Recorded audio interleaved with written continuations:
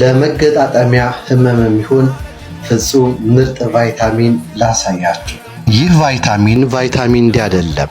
ቫይታሚን ዲ በርግጥ ለመገጣጠሚያ ህመም ጤንነት እጅግ በጣም አስፈላጊ ከሆኑት ውስጥ ይጠቀሳል። ይህ ቫይታሚን ግን ከዚህም የተሻለ ነው። ይህንን ያገኘሁት በአጋጣሚ ነበር። አንድ ቀን ከዚህ በፊት ወስጄ የማላውቀውን ይህንን ቫይታሚን ወስጄ ተኛው። በማግስቱ ጠዋት ስነቃ አንድ እንግዳ ነገር አስተዋልኩ። በአከርካሪ ላይ በደረሰ ጉዳት ሁልጊዜ የሚሰማኝ ህመም ሙሉ ለሙሉ ጠፍቷል። ብዙ ሰዎች በመገጣጠሚያ ህመም ሲሰቃዩ የማያቋርጥ ህመምና አብዛኛውም ሰው ደግሞ እብጠትን ለመቀነስ አንቲኢንፍላማቶሪ መድኃኒቶችን ይወስዳል።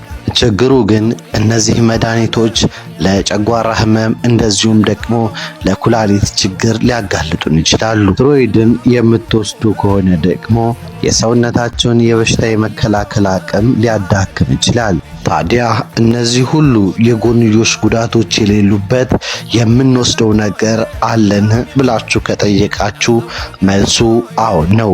ይህ ቫይታሚን ማን ይባላል ከሆነ ጥያቄያችሁ ቫይታሚን ቢ3 ይባላል።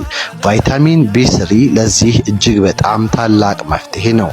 ለኮሌስትሮልና ለልብ ጤንነት በጣም ጥሩ ነው። እንዲሁም በቀጥታ እብጠቶችንና ሌሎች መሰል ችግሮችንም ለመቅረፍ ይረዳል። ይህንን መረጃ ከወደዳችሁት የስ እያላችሁ ኮመንት ላይ ጻፉልን።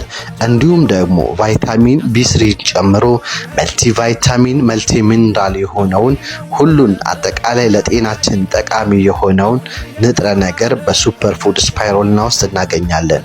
በየትኛውም የዓለም ጫፍ ቢሆኑ ቅርንጫፍ ቢሮዎቻችን በአውሮፓ፣ በአሜሪካ፣ በአረብ ሀገራት፣ በኢትዮጵያ እንደዚሁም በተለያዩ የአፍሪካ ሀገራቶች ውስጥ ቅርንጫፍ ቢሮዎቻችን ስላሉ ማግኘት ትችላላችሁ።